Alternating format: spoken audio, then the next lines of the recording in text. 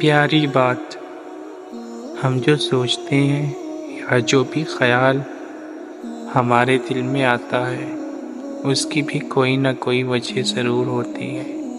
وہ خیال ایسے ہی نہیں آ جاتا، دل میں اللہ کی طرف سے ہی ہوتا ہے۔ اکثر میرے دل میں ایک بات آتی ہے، کیا جو لوگ کسی کے لیے اچھا نہیں سوچتے، کیا وہ بھی اللہ کی طرف سے ہوتا ہے؟ اس کا جواب پھر خود ہی مل گیا کہ وہ خیال شیطان ڈالتا ہے، وہ ہمیں اللہ سے دور کرنے کے لیے کرتا ہے۔ اللہ تو بس یہ دیکھتا ہے کہ اس کا بندہ یا بندی شیطانی وسوسوں میں آئے گا یا نہیں۔